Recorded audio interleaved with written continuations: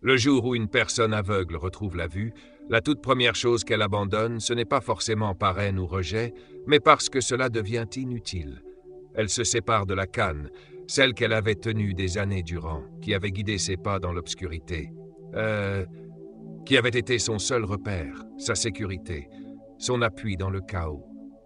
Et pourtant, une fois que la lumière perce, une fois que la clarté revient, elle comprend qu'elle n'en a plus besoin. Non pas parce que cette canne était mauvaise, mais parce que son rôle est terminé. La vie fonctionne souvent de la même manière.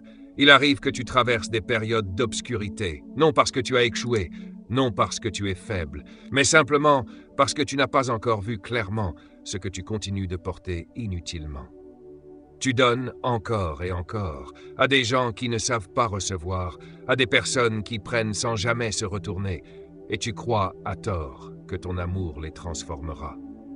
Tu crois que ta bonté sera reconnue, qu'elle ouvrira les cœurs les plus fermés. Mais certains cœurs ne veulent pas s'ouvrir et certains yeux refusent de voir. Une des plus grandes illusions que l'on entretient, c'est de croire que tout le monde ressent avec la même profondeur, que ce qui te bouleverse bouleverse aussi l'autre, que ce que tu offres avec sincérité sera perçu avec gratitude.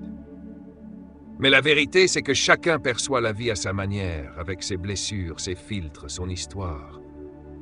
Et tu ne peux pas forcer quelqu'un à comprendre, surtout s'il ne pense même pas avoir fait du mal.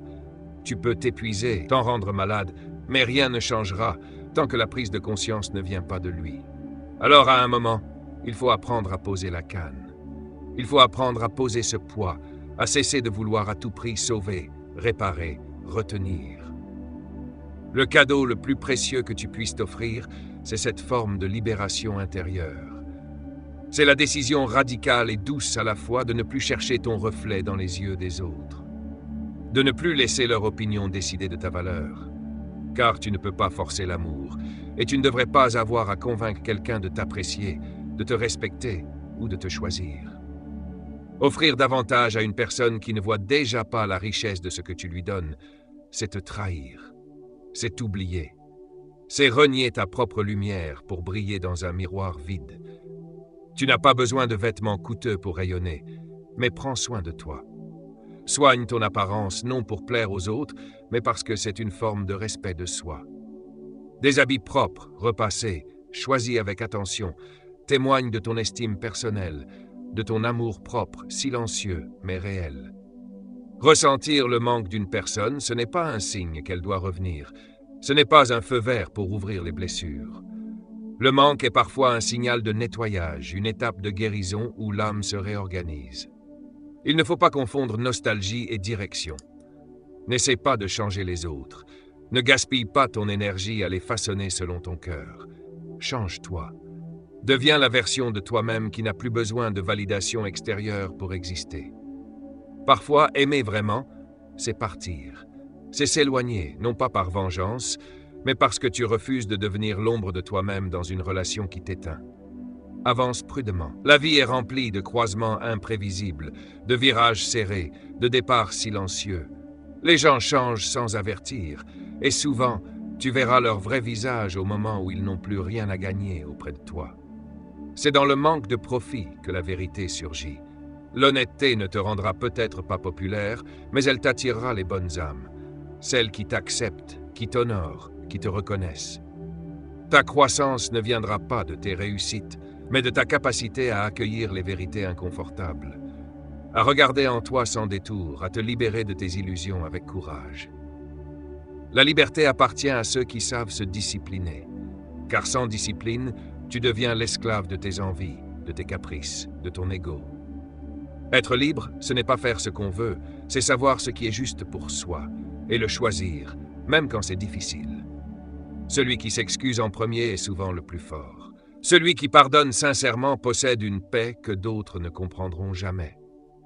Et celui qui oublie en paix, non par fuite, mais par dépassement, est celui qui avance avec le cœur léger. Ce n'est pas uniquement la capacité à choisir la bonne personne qui te rend sage, c'est surtout la force intérieure de dire non à celle qui t'abîme, te trouble ou te ralentit. Si tu dois toujours douter, te questionner, justifier l'injustifiable, c'est que la réponse est déjà là. Pardonner dans le silence, sans drame, sans réclamer de reconnaissance, c'est une des plus grandes formes de maturité émotionnelle. C'est aussi une manière puissante de préserver ton monde intérieur. Quand tu cesses de donner ton énergie à des pensées qui te blessent, à des personnes qui te tirent vers le bas, à des histoires qui n'ont plus de place dans ton présent, alors tu redeviens maître de toi-même. Et ce qui t'obsédait cesse de t'enchaîner. Et ce jour-là, ce jour tant attendu, que tu as parfois cru imaginaire, tu ne ressentiras plus ce vide immense et insatiable, ce gouffre intérieur que rien ne semblait pouvoir combler. Tu ne courras plus, essoufflé, derrière des ombres, des illusions, des promesses jamais tenues. Tu ne tendras plus les bras vers ceux qui sont partis depuis longtemps, vers ceux qui n'ont jamais su t'accueillir véritablement. Tu ne mendieras plus des miettes d'affection là où l'amour était absent, où l'on te regardait sans te voir, où l'on t'écoutait sans t'entendre. Car ce jour-là, tu sauras. Tu comprendras enfin, pas avec ton esprit, mais avec ton cœur, que tu n'avais jamais été vide, que tu n'avais jamais eu besoin d'être rempli par qui que ce soit. Que tu étais déjà entier, déjà complet, depuis toujours. Il ne te manquait que cette prise de conscience. Tu ne verras plus tes failles comme des faiblesses, mais comme des fissures magnifiques par lesquelles la lumière a pu entrer, par lesquelles ton âme a pu s'exprimer. Tu ne regarderas plus ton passé comme un poids, mais comme une histoire sacrée, faite de leçons, de maturité, de croissance. Tu le contempleras avec gratitude, comme on feuillette un album jauni par le temps, chaque photo, chaque souvenir étant une étape vers toi. Tu découvriras la puissance de la simplicité. Tu apprendras à vivre avec peu, mais à ressentir intensément. Tu goûteras à la richesse du silence, à la musique des choses ordinaires. Un rayon de soleil qui réchauffe ta joue, un rire spontané partagé sans raison, la fraîcheur du vent sur ta peau, la douceur d'un instant qui ne demande rien d'autre qu'à être vécu. Et surtout, tu ne vivras plus à travers les attentes des autres. Tu ne mesureras plus ta valeur à leurs regards, à leurs jugements, à leurs humeurs changeantes. Tu n'essaieras plus de rentrer dans les cases, de répondre à des normes, de plaire à tout prix. Tu arrêteras de t'excuser d'être différent, sensible, intense. Tu oseras être toi, authentiquement, entièrement, sans masque, sans filtre, sans crainte. Ce jour-là, la paix ne sera plus un objectif lointain. Elle sera devenue ta manière d'exister.